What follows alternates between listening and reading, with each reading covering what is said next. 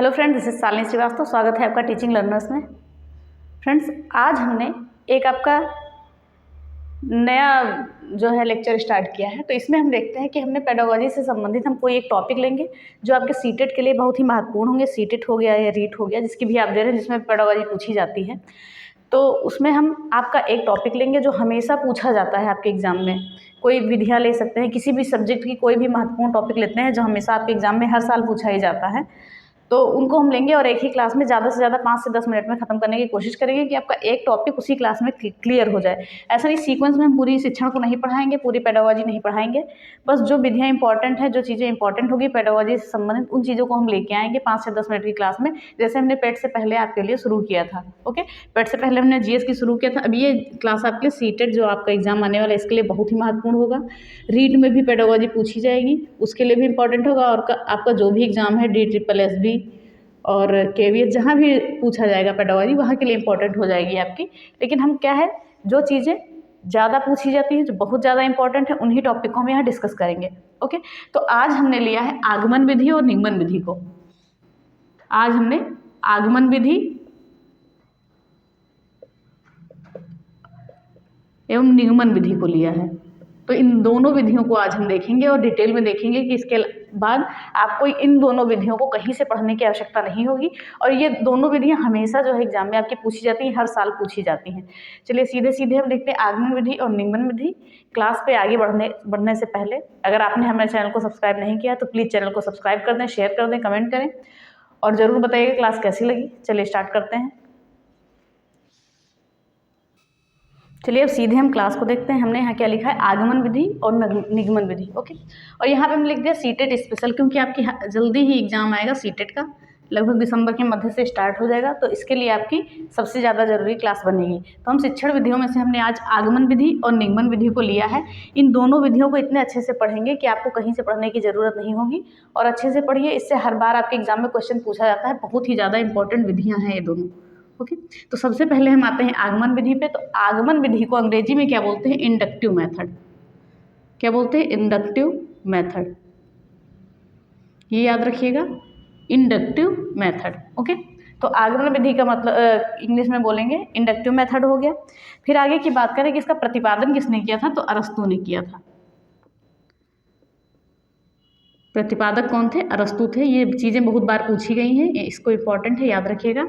अरस्तु ने इसका प्रतिपादन किया था। अगर बात करें आगमन विधि की, तो देखिए शब्द से ही स्पष्ट है आपको, आ यानी कि स्वर आता है, तो यानी कि उदाहरण से नियम की ओर हो जाएगा। और यहाँ निगमन की बात करें तो नी से नियम से और उदाहरण की ओर हो जाएगा। तो सबसे पहले हम आगमन विधि को देखते हैं, फिर कुछ देखते हैं। तो आगमन विधि क्या होती है, ध्यान से सुनिएगा। आगमन विधि के बारे में बात करें तो कि ये वो शिक्षण विधि है। ओके, ये वो शिक्षण विधि है जिसमें शिक्षक द्वारा विशिष्ट उदाहरणों के माध्यम से सामान्यीकरण की ओर ले जाया जाता है, या सामान्यीकरण की ओर शिक्षण करवाया जाता है। फिर से एक बार देखते हैं।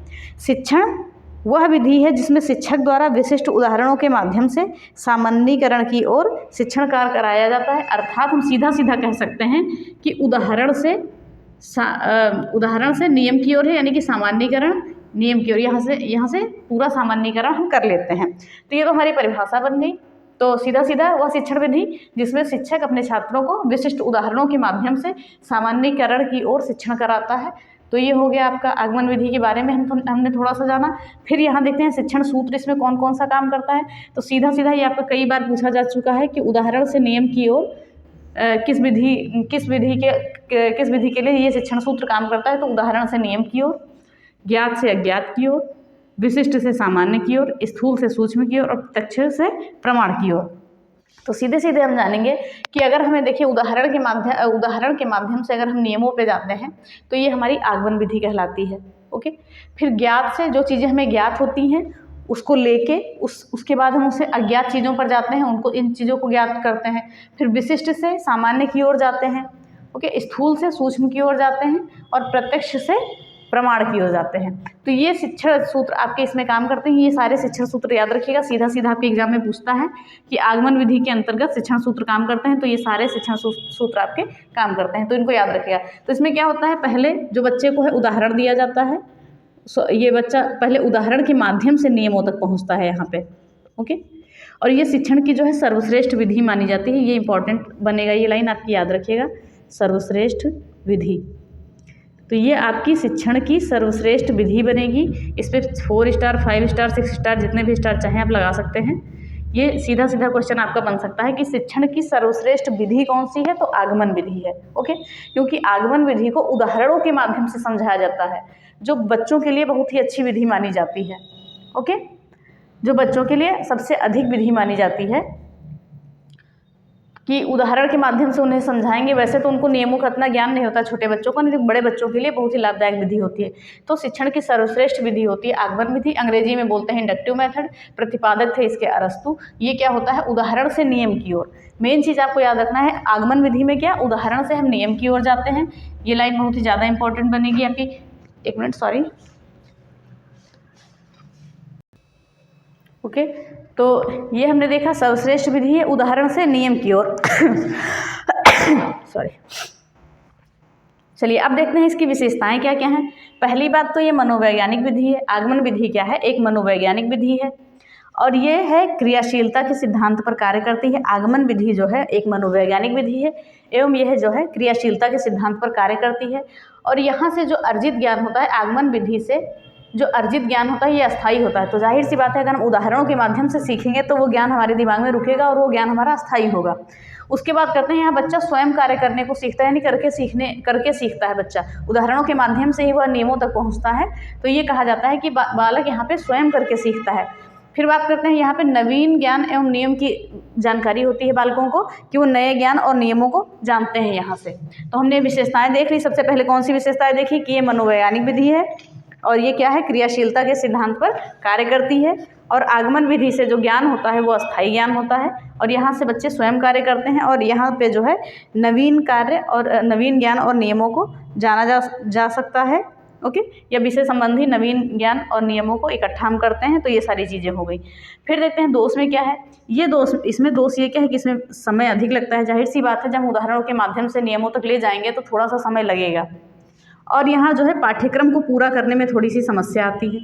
ओके, अगर पाठ्यक्रम को पूरा करना है तो समय अधिक लगेगा, उससे यहाँ पे समस्या आती है और ये सभी कक्षाओं के लिए उपयोगी नहीं है। आगमन विधि जो है सभी कक्षाओं के लिए उपयोगी नहीं है। तो ये चीज़ों को याद रखिएगा। और यहाँ पे है जो अनुभवी शिक्षकों का अभाव होता है। ओके, यहाँ पर बहुत ही अनुभवी शिक्षक चाहिए होते हैं उदाहरण के माध्यम से नियमों तक छात्रों को ले जाने में। तो यहाँ पर ये चीज़ें हो जाती हैं, अनुभवी शिक्षकों का अभाव हो जाता है। तो ये हो गई हमारी आगमन विधि। आगमन विधि में अभी आपका एक बहुत ही महत्वपूर्ण पॉइंट बचा है, सोपान। तो उसको अभी हम इसको मिटाने की बात आपको बताएंगे। चलिए एक बार जल्दी से फिर देख लेते हैं। आगमन विधि इंडक्टिव मेथड, प्रतिपादन किसने किया था, अरस्तु ने किया था। ये विधि हमको उदाहरण से नियम की ओर ले जाती है। ओके, और ज्ञात से अज्ञात की ओर, विशिष्ट से सामान्य की ओर, स्थूल से सूक्ष्म की ओर और प्रत्यक्ष से प्रमाण की ओर ये ले जाती है। विशेषता, ये एक मनोवैज्ञानिक विधि है, यानी कि यहाँ पर तर्क विकास चिंतन का पूरा स्थान होता है। बच्चा तर्क करता है, चिंतन करता है, उसके माध्यम से वो नियमों को ज्ञात करता है। फिर बात करते हैं क्रियाशीलता के सिद्धांत पर आधारित होती है। बच्चे इसमें क्रियाशील रहते हैं। और फिर आगे बात करते हैं, यहाँ से जो बच्चों को ज्ञान प्राप्त होता है वो पूर्ण रूप से अस्थायी होता है, उन्हें रटने की ज़रूरत नहीं पड़ती है अगर उदाहरणों के माध्यम से सीखते हैं तो। और फिर आगे बात करते हैं, यहाँ पर बच्चे स्वयं कार्य करते हैं और यहाँ से विषय संबंधी नवीन ज्ञान और नियमों की जानकारी हमें प्राप्त होती है। अब दोष की बात करें तो थोड़ा इसमें समय अधिक लगता है और पाठ्यक्रम पूरा करने में समस्या आती है, सभी कक्षाओं के लिए उपयोगी नहीं है, अनुभवी शिक्षकों का यहाँ पर अभाव होता है। लेकिन ये आगमन विधि जो है शिक्षण की सर्वश्रेष्ठ विधि है, इसे याद रखिएगा, सर्वश्रेष्ठ विधि आगमन विधि। ओके, अब हम निगमन विधि को देखने के बाद ही इसके सोपानों को देखते हैं। तो पहले हम निगमन विधि को देख लेते हैं, फिर सोपान को देखते हैं। तो निगमन विधि यानी कि डिडक्टिव मेथड इसको बोलते हैं, अंग्रेजी में डिडक्टिव मेथड बोलते हैं। और इसका भी प्रतिपादन किया था अरस्तु ने, कहीं कहीं प्लेटो लिखा मिलता है लेकिन अरस्तु सही है। ओके, तो निगमन विधि यानी कि डिडक्टिव मेथड, प्रतिपादन किसने किया, अरस्तु ने। और ये विधि जो है आगमन विधि की एकदम विपरीत होती है, एकदम उल्टा होता है। जैसे आगमन विधि उदाहरण से नियम की तरफ जाता है, तो ये जो है नियम से उदाहरण की तरफ जाती है, यानी आगमन विधि का उल्टा। इसमें क्या होता है, सबसे पहले बालकों को नियम बता दिया जाता है, नियम को रटा दिया जाता है, उसके बाद वो उदाहरणों तक पहुँचते हैं। ओके, तो इसमें क्या है, सबसे पहले नियमों को बता देते हैं, फिर उदाहरण तक बच्चे जाते हैं और इसमें उदाहरण के माध्यम से नियम को ढूंढते हैं। तो कौन सी विधि अच्छी हुई, आगमन विधि अच्छी हुई। तो देखते हैं सर्वप्रथम इसमें क्या होता है, बच्चों को नियम सूत्र सिद्धांत दे दिया जाता है, उसके बाद वो आगे का कार्य करते हैं। तो हम देखते हैं इसमें शिक्षण सूत्र कौन कौन से कार्य करते हैं। नियम से उदाहरण की ओर, अज्ञात से ज्ञात की ओर, सामान्य से विशिष्ट की ओर, सूक्ष्म से स्थूल की ओर, प्रमाण से प्रत्यक्ष की ओर और अमूर्त से मूर्त की ओर।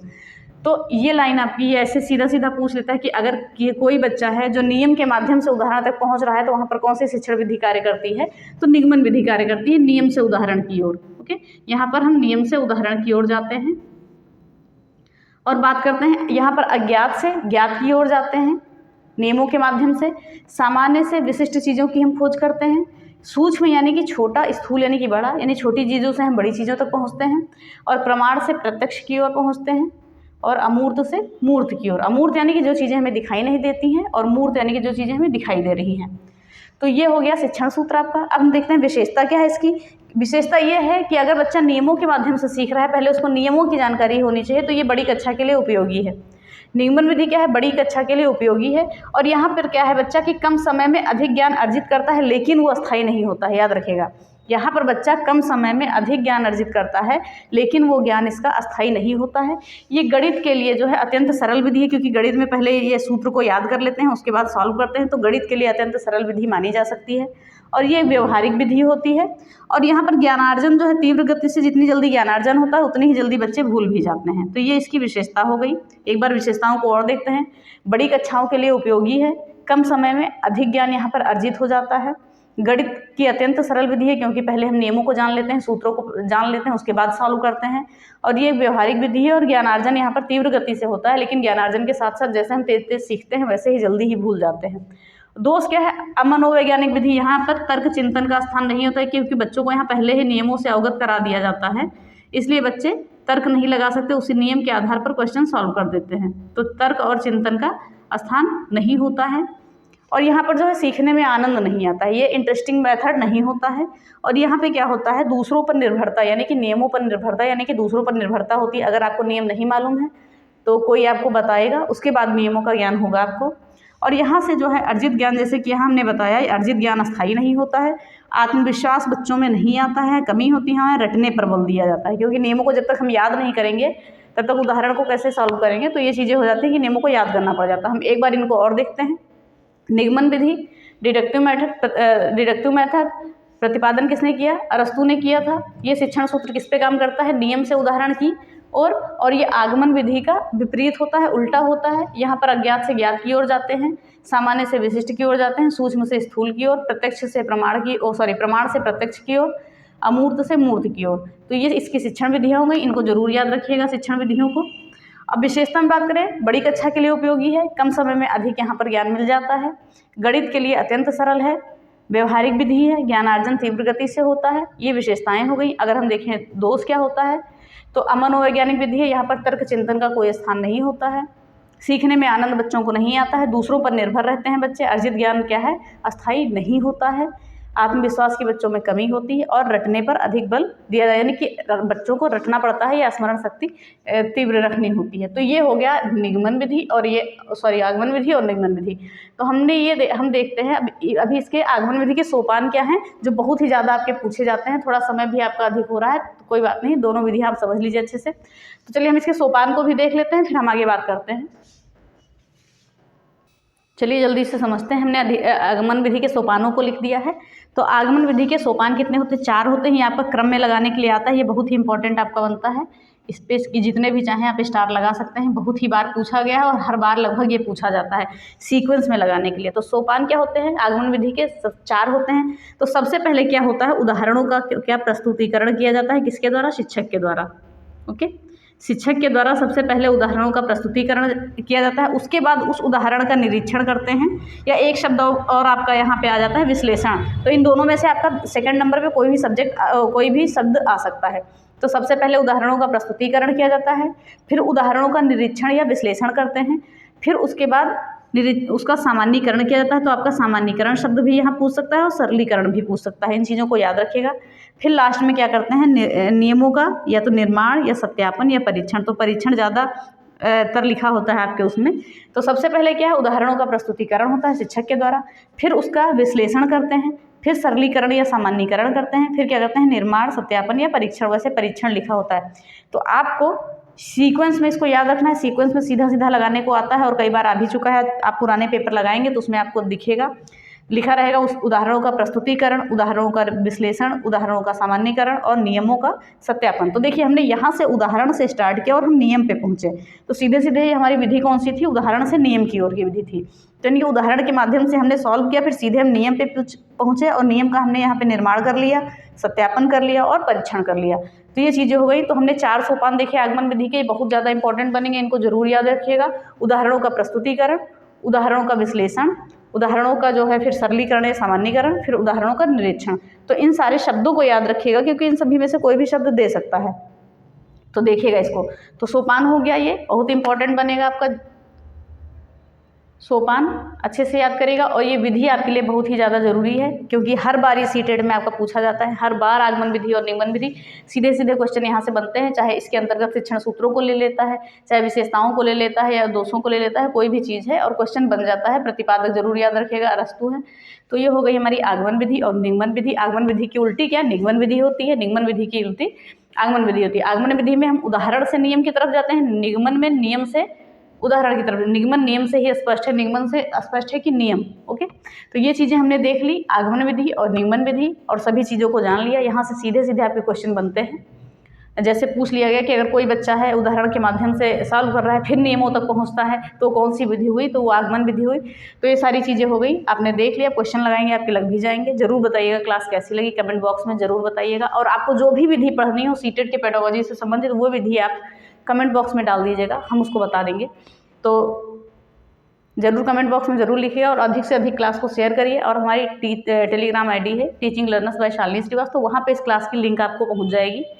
ओके, और इन विधियों से संबंधित ही हम और भी क्लास आपके लाएंगे। आज थोड़ी लंबी क्लास होगी, आगे कोशिश करेंगे कि छोटी से छोटी कम से कम समय में हम इसको कंप्लीट कर दें।